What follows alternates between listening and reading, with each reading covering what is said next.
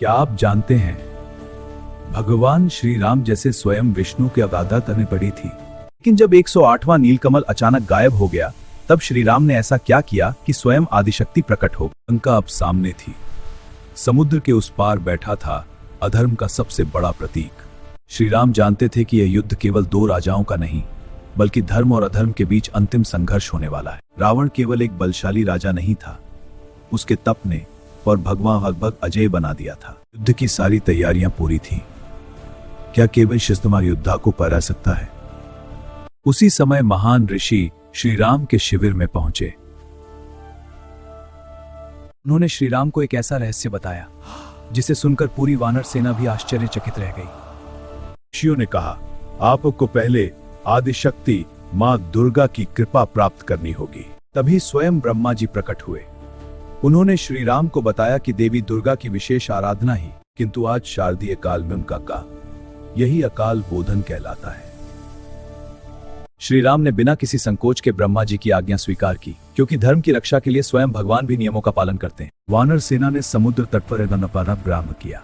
चारों ओर भक्ति और उत्साह का अद्भुत वातावरण छा गया। पूजा की सभी सामग्रियां एकत्र की गईं। ब्रह्मा जी ने कहा, इस पूजा को पूर्ण करने की आवश्यकता होगी, तभी रूप से प्रसन्न होंगी। श्री राम ने यह महत्वपूर्ण कार्य अपने परम भक्त हनुमान को सौंपा। उनकी सीसी पे 108 नीलकमल खोज कर लाने थे। पवन तो दोनों पदों में तो पाज में निकल कर पड़े। उनके वेग के सामने स्वयं वायु भी मानो पीछे छूट गई। लंबी खोज के बाद हनुमान एक रहस्यमयी सरोवर तक पहुंचे। वहां असंख्य के दीप दहल पर आयो। हनुमान तत्रासा की विजय निश्चित है, लेकिन उन्हें क्या पता था कि सबसे बड़ी परीक्षा अभी बाकी थी। हनुमान तेज से शिविर की ओर लौटे। पूरी वानर सेना उनके आगमन की प्रतीक्षा कर रही थी। हनुमान ने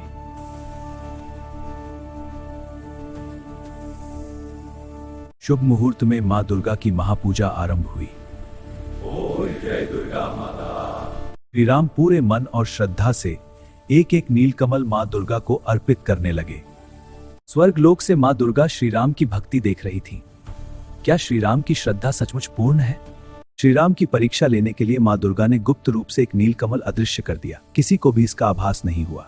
जब अंतिम अर्पण का समय आया, तब श्री राम ने देखा कि एक नीलकमल कम है। सभी आश्चर्यचकित रह गए। हनुमान और पूरी वानर सेना ने हर दिशा में उस नीलकमल को ढूंढा, लेकिन वह कहीं नहीं मिला। लक्ष्मण चिंतित हो उठे, लेकिन श्री राम के चेहरे पर न क्रोध था न निराशा, केवल अटूट विश्वास। तभी श्री राम को स्मरण हुआ कि लोग उन्हें राजीव लोचन अर्थात कमल के समान नेत्रों वाला कहते हैं। श्री राम ने मन ही मन निश्चय किया, यदि एक नीलकमल कम है तो मैं अपना एक नेत्र ही मां को अर्पित कर दूंगा।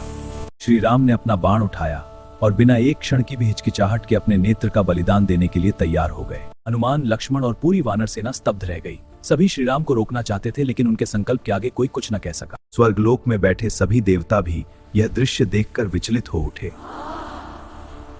जैसे ही श्री राम अपना नेत्र अर्पित करने वाले थे, उसी क्षण पूरा आकाश दिव्य प्रकाश से भर उठा। स्वयं आदिशक्ति मां दुर्गा प्रकट होने लगी और यहीं से इस कथा का सबसे अद्भुत अध्याय प्रारंभ होता है। अचानक उनके तेज से आकाश, पृथ्वी और समुद्र एक साथ प्रकाशित हो उठे। हे रघुनंदन, अब और नहीं, मुझे पूर्णतः प्रसन्न कर दिया है। श्री राम ने माता के चरणों में प्रणाम किया। भक्ति का वह दृश्य अलौकिक था। हे श्री राम, तुम्हारी विजय निश्चित है। माता के वरदान के साथ ही श्री राम का तेज कई गुना बढ़ गया। चारों ओर पुष्प वृष्टि होने लगी। संपूर्ण सृष्टि जान चुकी थी कि अधर्म का अंत अब निश्चित है। हनुमान ने गर्जना की, वानर सेना ने घोष किया और प्रत्येक योद्धा का उत्साह कई गुना बढ़ गया। उधर लंका में रावण को भी अशुभ संकेत मिलने लगे। उसे आभास हो गया कि अब परिस्थितियां बदल चुकी हैं। श्री राम ने अपना धनुष उठाया। अब यह केवल एक युद्ध नहीं, बल्कि धर्म की अंतिम विजय का आरंभ था। जय श्री राम के उद्घोष के साथ पूरी वानर सेना लंका की ओर बढ़ चली। प्रत्येक कदम विजय की ओर बढ़ता हुआ प्रतीत हो। कुछ ही समय बाद वह क्षण भी आया जब श्री राम और रावण आमने सामने खड़े थे। मां दुर्गा की कृपा श्री राम के साथ थी। यही कारण था कि हर कठिन से अदृश्य इसी दिव्य घटना की स्मृति में शारदीय दुर्गर्व आज भी श्रद्धा और उत्साह मनाया जाता है। ये कथा हमें सिखाती है कि सच्ची श्रद्धा, विनम्रता और समर्पण से स्वयं ईश्वर भी प्रसन्न हो जाते हैं। यही है श्री राम के अकाल बोधन। और 108 नील कमलों की अद्भुत कथा। सनातन धर्म की ऐसी ही दुर्लभ एवं प्रामाणिक कथाओं के लिए हमारे चैनल को सब्सक्राइब करना न भूलें।